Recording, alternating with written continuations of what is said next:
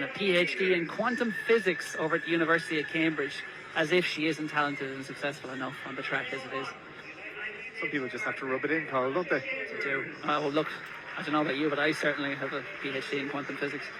That is Kendra Chambers of the United States on the inside. She's run 2:00.8 at her best, 2:02.40 this year. That's Jenna Brommel of Emerald AC.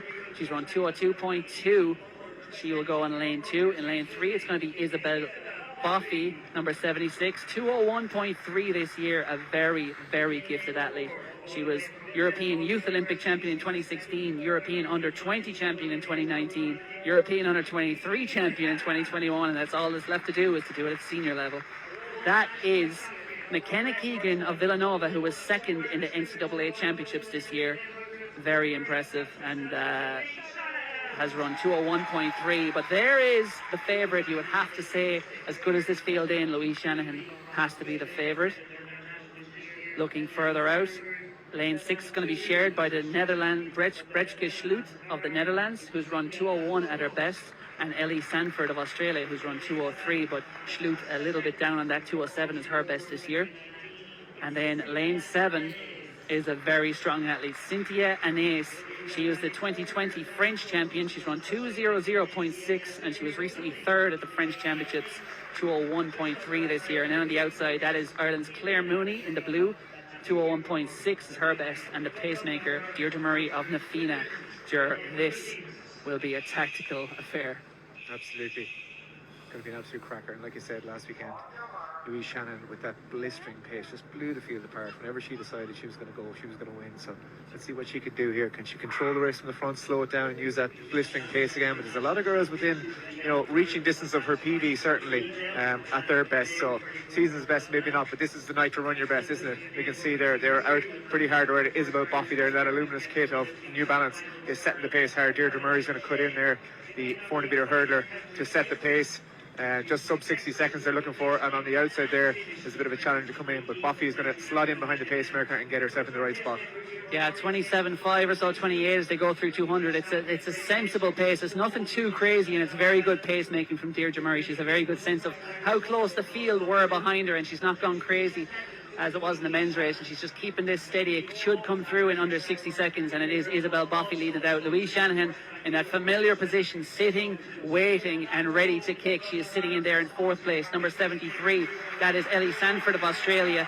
Kendra Chambers is on the inside there in purple, boxed at the moment. And coming up on the outside, number 69 in that black and purple kit. That's the French athlete, Cynthia Anais. But Deirdre Murray has a look round. It's slowed up a little bit. It was outside 60 seconds, I think, there at 400 metres. And now it's Isabel Boffey left in front, and this has become a cat and mouse game, as it is Kendra Chambers, a 2-flat athlete at her best, 2:02 this year, who hits the front. Boffey, though, does not look like she is done yet. I would expect her to come back again, the 2:01 athlete. Shanahan is in a bit of a box at the moment, and that if that continues around this bend, she could find herself in trouble. But she has daylight now, and she's just going between that gap. Can Louise Shanahan bring the house down with another big sit and kick performance? She needs to find something, though, because Kendra Chambers has gone for home here, and Ellie Sanford of Australia looks ready, poised there on the outside. But here comes Louise Shanahan, swings around Isabel Boffey. At the moment, it is Ellie Sanford, though, pushes past Chambers. It is Sanford, and here comes Louise Shanahan, powering down the outside, but Isabel Boffey back from the dead again. It's Boffey, powers past Shanahan. Isabel Boffey makes it a great night for Great Britain at the Morton Games, 2:03.2.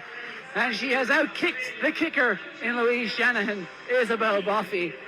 She looked buried with 150 to go, but as we said, when she got passed down the back straight, we thought this is certainly not the end of Isabel Boffey, and it wasn't, sure. Absolutely, yeah, paced that to perfection, did exactly what she needed to do to win, let everyone else make their moves, and possibly just had a bit of clear track in front of her then when they all left, was able to move down the outside there on with 80 metres to go. And as you said, Louise Shanahan, the fastest kicker we normally see around this track, and just outdone by Isabel Boffey here today. And like you mentioned earlier, an athlete of real high class calibre, all those youth and underage titles at the European level, and she's certainly making her mark here.